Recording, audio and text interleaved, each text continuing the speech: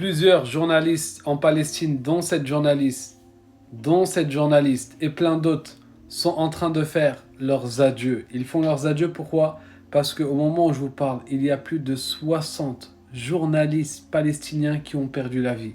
Les journalistes qui font leur métier en Palestine sont comme des soldats qui sont en première ligne. Pour que vous compreniez à quel point ce sont des héros, tout simplement ces gens, lorsqu'ils décident d'être journalistes, dès lors qu'ils décident qu'ils vont montrer la réalité du terrain, ils savent très bien qu'ils mettent une croix sur leur vie. Pourquoi? Parce que en 2023, ce qu'ils priment, c'est l'information.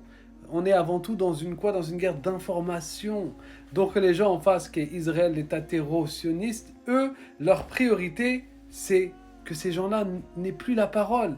Donc c'est eux qu'ils vont mettre en priorité. Ils ne vont pas les protéger parce qu'il y a marqué journaliste ou presse, pas du tout.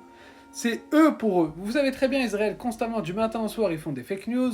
Du matin au soir, ils inventent des histoires pour justifier toutes leurs attaques, toutes leurs injustices. Hein, même si c'est clair, mais voilà, ils se disent qu'on peut endormir au moins un bon paquet.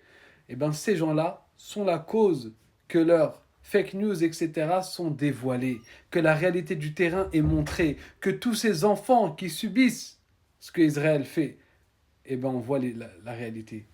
Donc courage à eux, et pour tous ceux qui sont partis, que Dieu leur fasse miséricorde. Ce sont tous des martyrs auprès de Dieu, et vous êtes les véritables héros de notre époque.